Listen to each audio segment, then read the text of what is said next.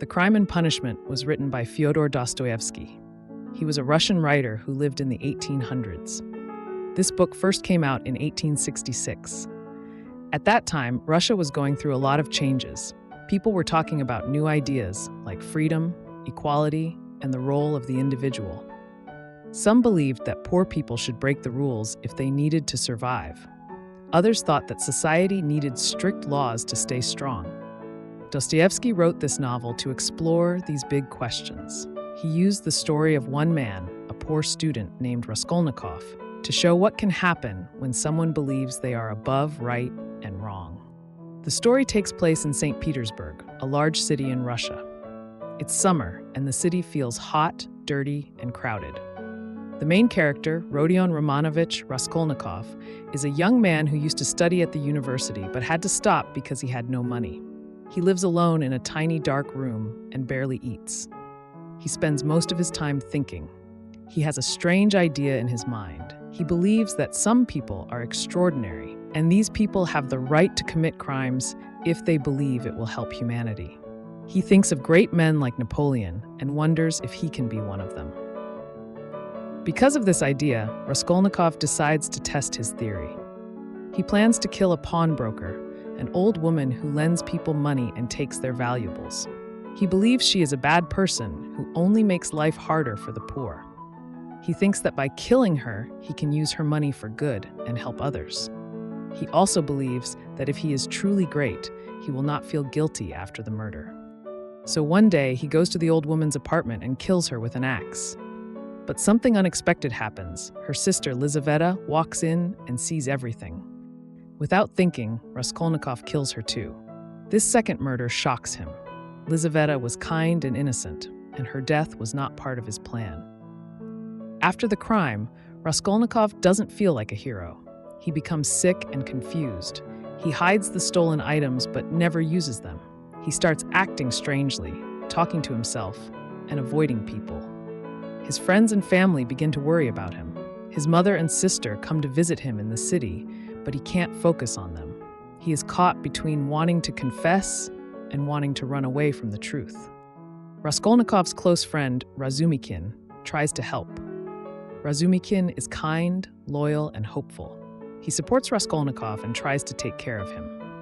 Meanwhile, Raskolnikov's sister, Dunya, is being pressured to marry a rich but dishonest man named Luzhin. She doesn't love him, but she wants to help her family. Raskolnikov strongly disagrees with this plan and warns her not to marry someone just for money. At the same time, there's a police investigator named Porfiry Petrovich. He begins to suspect Raskolnikov. Porfiry is clever and calm. He doesn't accuse Raskolnikov right away. Instead, he talks to him in a friendly way, trying to make him speak more and more. He understands that Raskolnikov is under pressure and might break down eventually. During this period, Raskolnikov meets a poor young woman named Sonia. Her father, Marmeladov, was a drunk who died in an accident. Sonia had to become a prostitute to support her stepmother and her younger siblings. Even though her life is full of pain, Sonia keeps her faith and tries to stay kind and loving. Raskolnikov is drawn to her because she doesn't judge him. He tells her about the murder, and instead of running away, she listens and suffers with him. She believes that only by suffering and asking for forgiveness can a person find peace. Sonia gives Raskolnikov a cross and asks him to accept his guilt. She tells him to go to the police and confess. Raskolnikov doesn't agree at first. He still thinks maybe his theory was right, but deep down he feels more and more lost. He sees how his crime hasn't helped anyone and has only brought pain. He begins to realize that he isn't a great man. He is just a human being, and he needs love, connection, and truth. At the same time, Dunya is in danger. A man named Svidrigailov, who used to be her boss, follows her to the city. He wants her for himself and tries to use money and threats to get what he wants. He is a dark and selfish man, but he also has his own pain. In the end, after realizing he will never have Dunya and that his life has no meaning, he kills himself. His story shows another example of what happens when someone lives only for their own desires. Finally, Raskolnikov can't take it anymore. He goes to the police station and admits to the murders. He is sent to prison in Siberia. Sonia follows him there and stays nearby. At first, Raskolnikov feels no real regret. He still holds on to his ideas. But slowly, through Sonia's love and quiet strength, he begins to change. He starts to feel again and to understand what it means to be human. The book ends with the idea that this is the beginning of his real punishment, but also the start of his rebirth. Throughout the novel, Dostoevsky explores big questions about crime, guilt, punishment, and forgiveness. He shows how dangerous it is to think that some people are above others. He also shows that true strength doesn't come from power or control. It comes from love, honesty, and facing the truth. The city of St. Petersburg also plays an important role in the story. It feels like a character itself, full of noise, heat, crowds, and confusion. It reflects Raskolnikov's mind. As he becomes more lost, the city seems more unbearable. The air feels heavy, the rooms feel tight, and everything seems dirty and gray. This helps the reader feel what Raskolnikov feels: tired, trapped, and desperate. One of the most powerful parts of the story is Raskolnikov's inner struggle. He is not just a criminal trying to hide.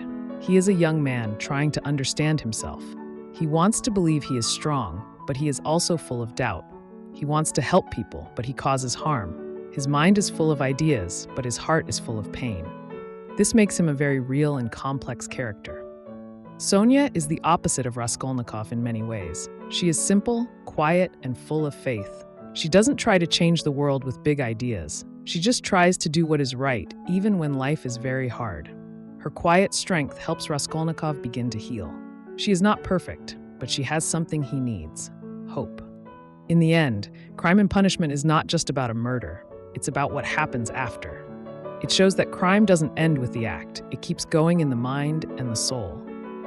It also shows that punishment is not just about prison. Real punishment comes from inside, from guilt, shame, and regret.